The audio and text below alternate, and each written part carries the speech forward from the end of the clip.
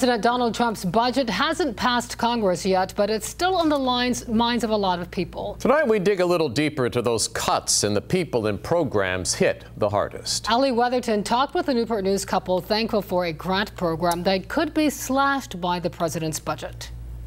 I spent a few hours with a couple, and when I left, I felt like family. They were full of plenty of laughs and love. The Jeffersons have been married for more than 30 years, and of course, along the way, they hit a few speed bumps, and they say it's those bumps in the road that keep them on their toes.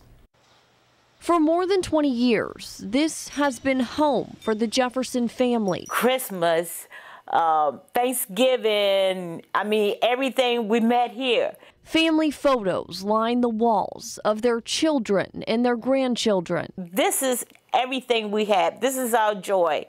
This is where we spend most of all our time is here.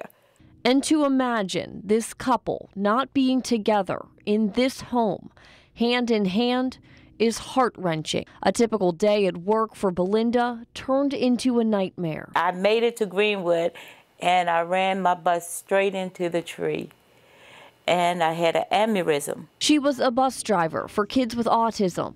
After the accident, she was forced to retire. I had to learn to walk. I had to learn to talk. And as her medical bills piled up, so did things around the home. She could no longer do day-to-day tasks. There's no way we could afford this house to stay here without the program. That program, the Community Block Grant, allowed the Jeffersons to pay for the needed repairs to their home, like a handicap-accessible shower and a brand new roof. If it wasn't for these programs that we had, I don't know how we would make it. And now, this is just one of the many programs on the chopping block under President Donald Trump's proposed budget. We have more people who need this sort of thing than there are resources to go around. Karen Wilds with the Newport News Housing Authority tells me the more than $6 billion cut to the Department of Housing and Urban Development is disturbing to her.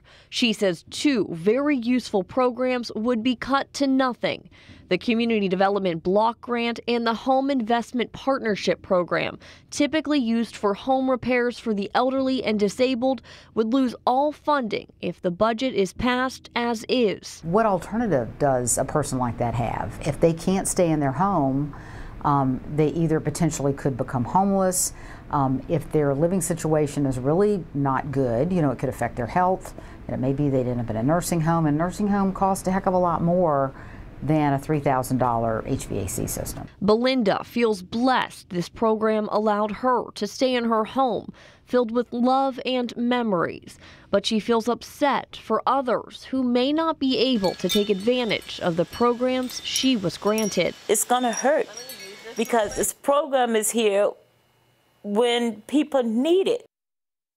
President Trump's budget is not a done deal. The proposed budget is still waiting congressional approval. A member of the local Republican Party, Gary Byler, sent us a statement which reads in part, local-based charities such as Blankets for the Homeless and Hope Haven House are much more effective than federal dollars trickling down from Washington, D.C. We would better be served with local zoning policies that encourage rather than discourage affordable housing and financial assistance directly to those deserving in need. We put his full statement online with my story. You can find it online at 13newsnow.com. Ali Weatherton, 13 News Now.